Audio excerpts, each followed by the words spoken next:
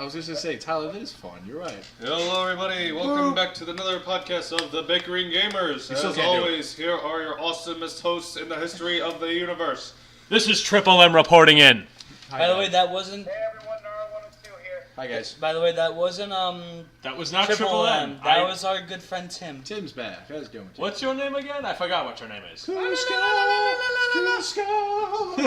What's his name? Theme song guy. Disney, don't sue. Yes, please, Disney, do not sue us. Disney can suck my ball sack. Today's podcast is brought to you by Fleshlight. Fleshlight, go fuck yourself. Hey, we're going to sue your ball sack, too, because it kind of looks like Mickey. I remember one time... Well played, Mr. VCAB. I remember one time I was talking to my friend, and we're just on the bus, and he's like, and we're talking about how, did you know why, you know how, the copyright law states that after 100 years after the person's death, it's now a free game? Yeah. Apparently, they keep raising the year because Disney still wants to own Mickey Mouse. So I'm like, yeah, you know how they are with the law. It's like, oh, I'm going to sue your game because that character kind of looks like Goofy's penis. And then they're like, wait, how do you know what that looks like? You never seen Disney in the 40s, have you? So today's topic, we're going to be covering the awesomest of awesome games. Disney penises. If only that was the case. No, today we are going to be covering a game known as Team Fortress 2. For some of you... The most downloaded game on Steam. Also, for the other people, this might also be one of the most addicting hat-themed war simulators you could ever possibly want to get your hands on. Why? Because simply there is nothing more satisfying than coating your shiny bald head with some awesome piece of cloth that you got for $2,000. And I'm not kidding, folks. They made an entire market out of this freaking goddamn hat simulator. Yeah, honestly, these people put so ice to the Eskimos. When I first saw Team Fortress 2, and I saw the hat stuff after I bought it, I'm like, of course, I got it after when it became free. But when I saw all the hat stuff, I'm like, yeah, that's just stupid. Are you saying you want to let it Then I played for a few hours, and I'm like, I wish I had money to buy all these goddamn hats. Yeah, they made an entire market out of this thing. I mean, it's quite amazing to see how far it's come, but at the same time, in my opinion, and I'm sure I'm going to be yelled at by a lot of people for this, but it actually diminishes what Team Fortress 2 was supposed to be about. Now it's literally an entire cash cow. People are literally selling video game code, actual video game code, and that was created by a game company for literally as much as $2,000 to $5,000, and you don't even need to take my word at it.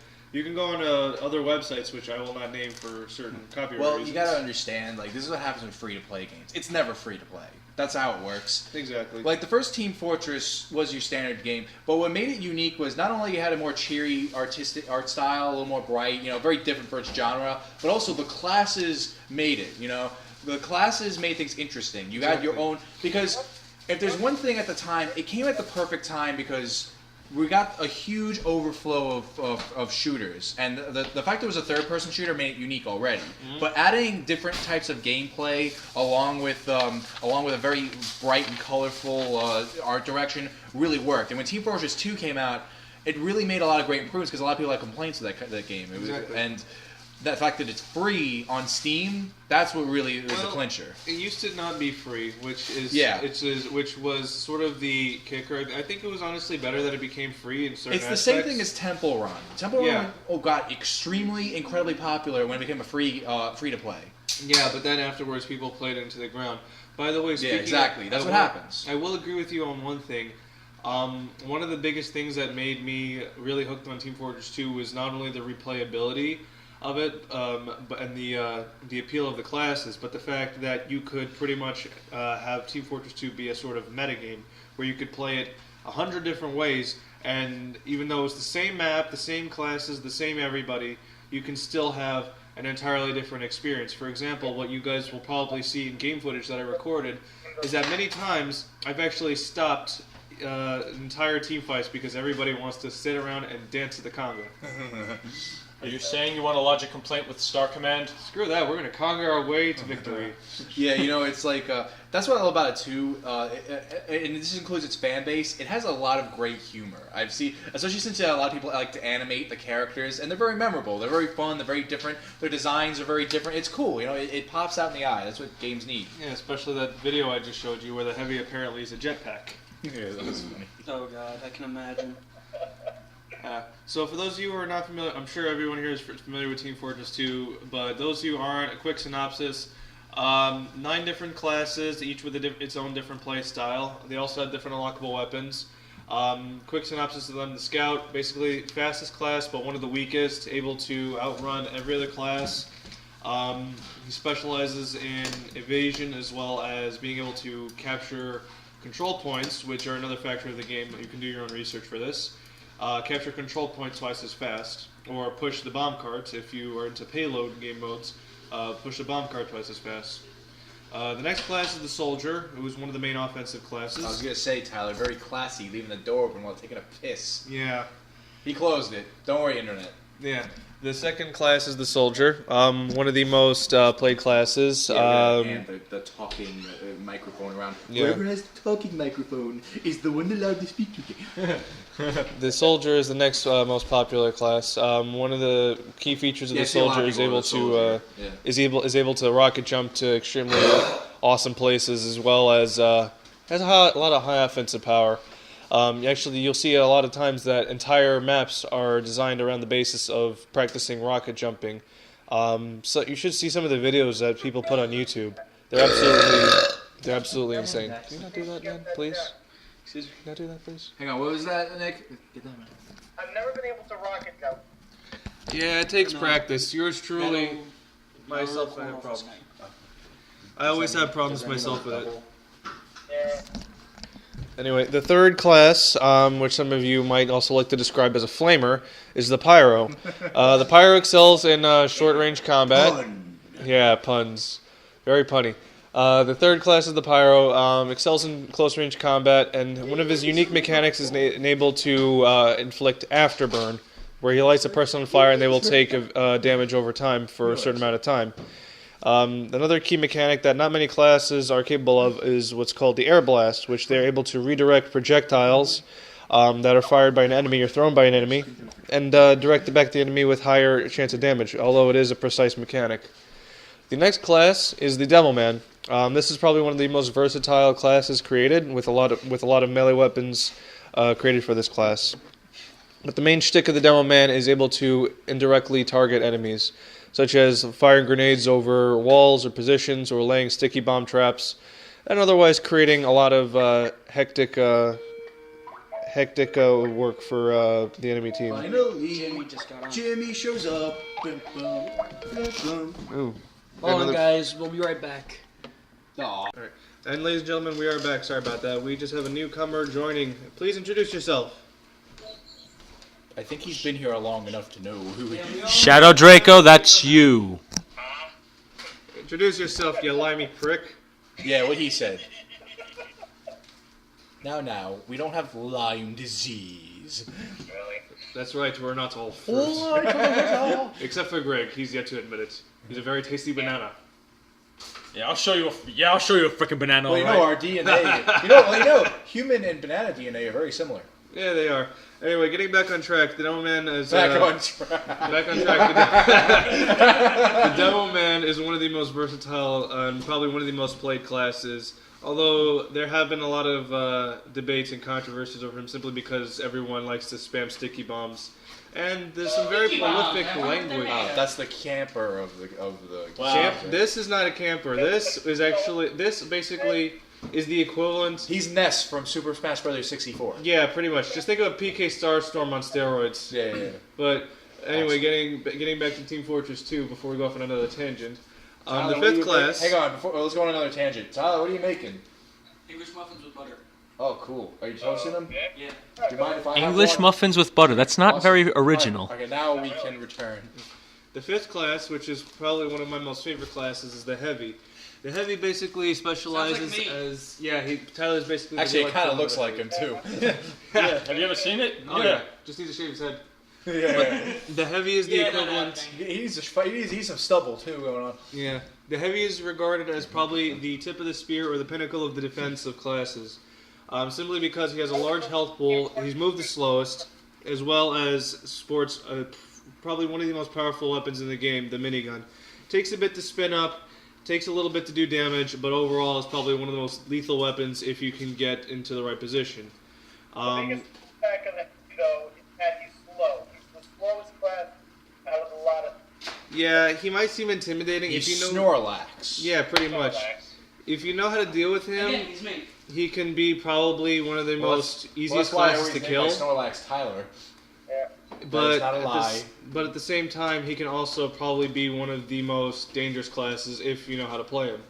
The next class, which again is another one of my favorites, is the Engineer. This is more of a utility class than anything, but still has his little niche. He has a low health pool of 125 and is specialized in making buildings and constructing things. Essentially, you have access to 4 buildings. You have a sentry gun, which can be upgraded from having 1 gun to 2 guns, and then upgraded yet again to having a rocket launcher on it. Another building that he has is the dispenser, which is sort of like a little health and refueling station. Teammates who stand by it will be healed up, as well as get ammo back, and will also create and generate metal for you to use to upgrade your buildings. Sounds like the commander from Borderlands 2. Yeah, he's a little bit like that. Well, you're always gonna have common things that from the same genre that come together. Hey, let me ask you this. What's your favorite class? I have multiple favorite classes. I like the Engineer and the Heavy, but I think if I had to pick an absolute favorite, I would say the Engineer simply because of how the absurd amount of hours I've dumped into that class. I think total, but yeah, I think total for Engineer, not including the Xbox and the PC version combined, I think I've dumped about 3,000 hours into that class alone. Really? Yeah. Sniper class? Oh yeah, there is. I'm getting that. I really don't have that much experience with the game yet. I do mean I'm getting back to it, but I mostly play the soldier because I'm always a medium happy kind of guy. Yeah, Nick, you had something to say? My favorite, I actually have 3 favorites. It's the Pyro, the Spy, and the Engineer. Yeah. And we'll be covering the rest of the classes in a bit. The next class, which is another one that I really like, is the Medic. This is probably one of the most useful classes that doesn't get played a lot, in my opinion. Essentially, you are playing as a sadistic ex-Nazi that's going around healing people and also hacking them apart for science. Ah, brilliant work, Igor. Brilliant work. I love this. In the medic's bio, he went to medical school during a small, brief period where the Hippocratic Oath in Germany, where the Hippocratic Oath was nothing more than a Hippocratic suggestion. Exactly. That's great. And you will find out through your gameplay experiences with unlockable weapons and everything that this Hippocratic suggestion can actually benefit you and your team way more than you realize. But sticking to the main points, his role is to keep everyone else alive by use of a metagun. There are 4 different metiguns, but for the sheer sake of keeping things simple, we're going to stick with one, the main one. Essentially, it can heal teammates and essentially buff their health pool as well, giving them up to 150% of their original health. So, for example, the Heavy, who has 300 health, when you heal him, his health pool will increase to 450. Additionally, while healing teammates, you'll be building what's called an Uber charge. Essentially, the more you heal teammates, and if you heal teammates who tend to be more wounded than healthy, you'll be building this Uber charge faster. Once it's full, you can hit your secondary fire key, which will enable you to activate the special ability of the metagun. In this case of the default metagun, you and your healing target will be invulnerable for 8 seconds. Now, although you're invulnerable, it doesn't mean you cannot be killed, depending on the map. But usually, nobody wants to stand in front of an invincible minigun-wielding machine of death that's screaming at the top of his lungs. Or as we like to call it, Greg when he has his flamethrower. Yeah, you're funny. Yep. The next, When someone has my snacks. or yeah, when Tyler has his snack, when someone steals Tyler's snacks. I learned that the hard way one day. Yeah, those snacks are important. The 8th class, which I play quite a lot myself and have been called a hacker plenty of times, is the Sniper. Now, I know a lot of people are going to be thinking, what all these other games have snipers. How is this one different? Valve has taken painstaking measures to make sure that it's not something that you'll see out of Call of Duty, although people can pull Call of Duty crap from it. Essentially, You get used to it. this guy essentially is supposed to pick off those who seem to be the most problematic, such as enemy medics, heavies, etc. One specialty that I've gotten used to is actually quick scoping, which is you zoom in. The time limit to inflict a critical hit or a headshot is 20 milliseconds, which doesn't seem like much, but when you're downing Red Bull as much as I do on a daily basis, it feels like an eternity. Yeah. The final class, which is probably one of the most pain in the ass classes, is the Spy. The Spy essentially is the sort of saboteur for any team. His ability to cloak himself, become completely invisible to anybody, as well as disguise himself as enemy players, is probably one of the most game-changing experiences. Simply because you think that, hey, your best buddy's near you, everything's going to be okay, and the next thing you know, you find a 3-inch blade stabbed firmly into your spine, and some idiotic Frenchmen laughing and walking away while your buildings are being destroyed. He also exactly. That was my bad question, though. It's fine. I'm working on it. Yeah, exactly. Down perfectly. Yeah, one weapon that's unique to him. Two weapons that are unique to him are the Sapper, which enable him to disable and destroy enemy buildings. And he can play Duck Hunt. Although Yeah, the Duck Hunt. ones will do the same effect. Me. But yeah, the Sapper can essentially disable and destroy buildings, and combined with teamwork, it can probably be one of the most devastating weapons if you know what you're doing.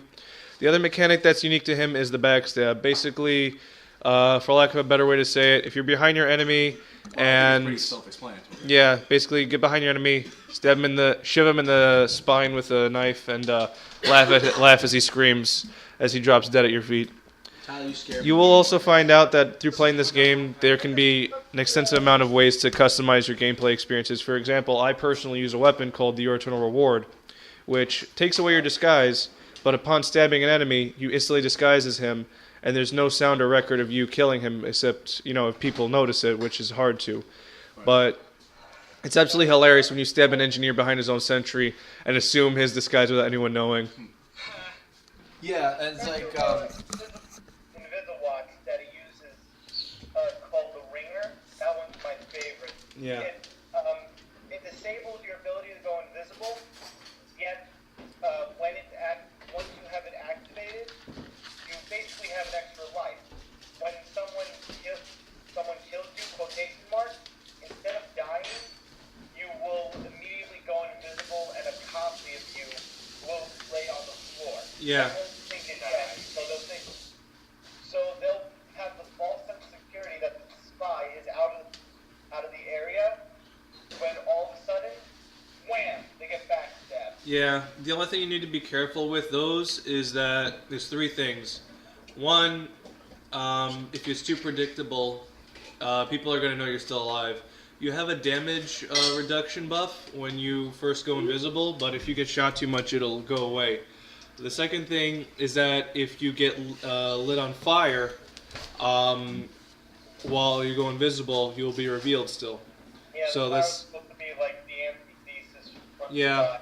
Or, or any sort of scout or sniper secondary, such as the Mad Milk or the Girardi. The third thing is that when you uncloak, the third thing is that you have a very short amount of cloak time in order to prevent it being abused. And when you uncloak, it makes an extremely loud sound, so you have to make sure, even though it's received buffs and reductions to the sound, if someone with an attentive ear, such as yours truly, will probably be able to hear it in the midst of all the explosions and gunfire. But still, nonetheless, it's a great watch if you're looking to be a little bit riskier. Yeah. What you mentioned karate. You want to First talk time about I it? figured out You what want that to try it? Oh, that's like cool. next to that was, I was dying so hard. Basically, for those of you who haven't played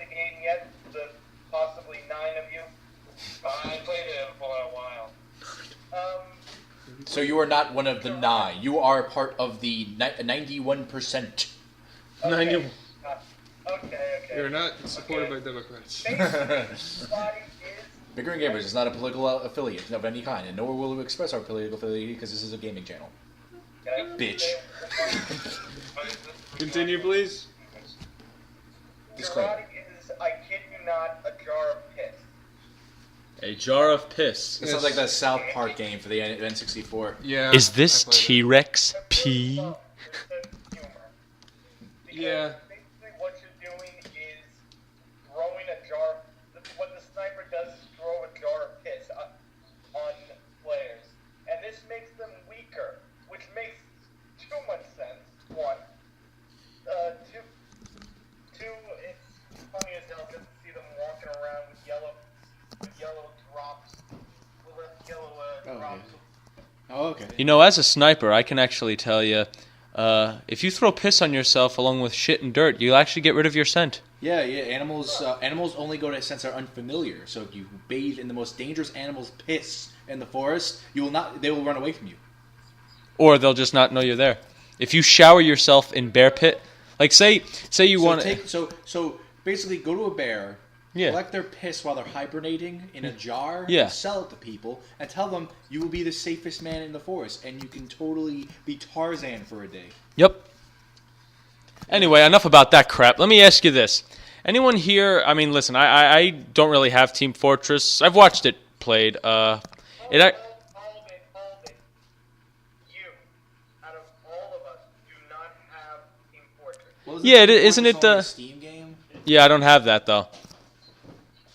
It is a Steam game, but I don't have that. Everyone point and laugh. Well, yeah, I don't have that much experience. Yeah, it is. I understand. I will admit it is kind of shocking how I'm actually the one that doesn't. But well, I'm one of them that doesn't. And the thing is, I kind of notice with it. It's like I kind of notice it's kind of like Minecraft only with guns. Yeah. You know, you could do anything with it. Sandlot qualities. It has actually, that's a good point to bring up. One thing that I do particularly like about Team Fortress 2 is that there are literally a fuck ton of game modes in Team Fortress 2. I understand the Aside missions are aside from the standard missions that are given out by Valve, people have actually created entirely new game modes out of it. Two of the most popular game modes that I have personally played are Versus Saxon Hale and WarioWare for Team Fortress 2. Tyler. Welcome back, Tyler. It's good to see you back. For those of you who are unfamiliar, Versus Saxon Hale is essentially a one versus all game mode where one person, it's basically one versus all. The one is buffed with the ability to jump super high, run really fast, as well as probably a 1 to 2 hit melee kill. Different characters have been created for this game mode, as well as their own different abilities. You have, for those of you who are familiar with the lore, there's Saxon Hale. If you don't know who that is, look it up. There's the Brute from Amnesia. Some people have made the Administrator from Team Fortress 2 series. Yeah, that's what's fun about computer games. Great mod.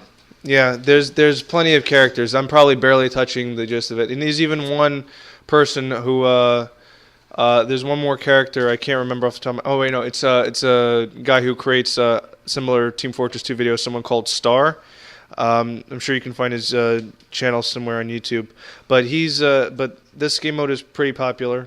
The other game mode, which was WarioWare, for any of you who've played it, essentially Team Fortress 2 becomes WarioWare, where you have to either type in like what color is this word, and the word will be green, but the color will be white. I hate those. And at the end, of course you accrue points. Right. And then at the end of it, you can play a couple of game breaker modes where you can get 5 extra points for winning. One of my favorite things in that has to be where you get to play Ghostbusters. The medics run around trying to heal spies to death. That's sweet. The spies try to run away from the medics, and the heavies essentially have to beat the medics to death and make them stop healing spies. And yes, you can cross the streams. Yeah, you know what? It's like with Team Fortress 2. What I always liked about it is it does what makes a game a success, where it has a lot of complexity in the vanilla version of the game. It has a lot of complexity behind it, but it has an overarching simplicity to it. It's something you can pick up, but something you can learn too. You adapt to it. You learn. You get better at it. You feel a sense of accomplishment, and that's what gives you interaction. So that's what Team Fortress does very well. And the fact that the overarching thing is very silly of a game, it makes it the most professional game on the interwebs. And we've gone there. And we've gone there. And we have, there's the line. Oh, it's gone. I don't even see that line. Bugs Bunny has made a bunch of lines, and I fell off that cliff. What happened? For anyone who doesn't know Looney Tunes. Oh, don't worry. It wasn't that much of a line that was crossed. I don't get it. What just happened? You see, my friend. You don't pay attention. This game, Team Fortress 2, is the most professional game on the interwebs. Oh yes, it's a game for us. I understand. Yes. It's got a niche for, in my opinion, it has a niche for everybody. Absolutely. Even if you There's don't, just so many ways to play. even if you don't find a game mode from Team Fortress 2 that you like, and trust me, there are more than I can possibly even hope to cover. Even if you don't like the game for for its play style, you can still have fun just simply collecting shit from it. Like a lot of times I'll play, and my sole purpose in playing is to actually find and create simply put, hats. I will personally tell you, I've actually held, the first hat I got was the Soldier Stash, which is something from it seems to be from like Full Metal Jacket with the Ace of Spades and the smoke, the smokes and the cap and all that stuff. Mm-hmm. Yeah, and I gotta tell you, I think that was the first hat I ever got, and people have been bugging me left and right to sell it, but I guess there's some sort of, a sense of pride in it. Yeah. Yeah. Sentimental value. It's accomplishment. Yeah, it's a sort of accomplishment. People like the bragging rights. Yeah, people like all the bragging rights, and I mean, some people go absolutely absurd with trading and all this stuff, especially since a lot of people like to make money off of it. There actually is one thing that I cannot believe. And there's a game mode called Man vs. Machine where essentially you have to hold out against AI-controlled robots that probably have some of the most absurdly overpowered weapons. I love But, machine. yeah. That is my thing because it's basically tower defense. Yeah. It's basically their take on a tower defense game. Yeah. But however, you're the opposite team. You're the guys that are attacking instead of you're defending. defending. Oh, we're defending? Yeah, you're defending. You're Oh, defending. that sucks. Yeah, but they do have game modes where you can actually play as the robots, and you can basically do like red versus blue. It's a PC game. You're gonna have that. Yeah, but each class, like normally, like you think it wouldn't have a niche in it, but some classes can be absurdly and weirdly unique. Like for example, the heavy, one of the weapons that he can equip or you can upgrade with his minigun is a deflector. Basically, if somebody shoots rockets or grenades at you, you have the chance of knocking them out of the air and rendering them harmless. Or like the scout, you can upgrade his already absurd melee speed to even more ridiculous heights and literally beat a robot to death within the course of less than a second. Yeah. We're running short on time, but let's close off with the fact that this game, the game's very popular, and you know what? I have to say, it is a real, especially when it came out, it was a real breath of fresh air for the genre, because people got to remember, when this game came out, the market, and it still kind of is, but the market was oversaturated with shooter games, and it got really annoying. Yeah. Plus, the game has been around since 2007. Now we're in 2014. Yeah, and it's still going strong. So with that, guys, we'll see you guys another if Triple time. M has anything to say about He it, doesn't, because we're out of time.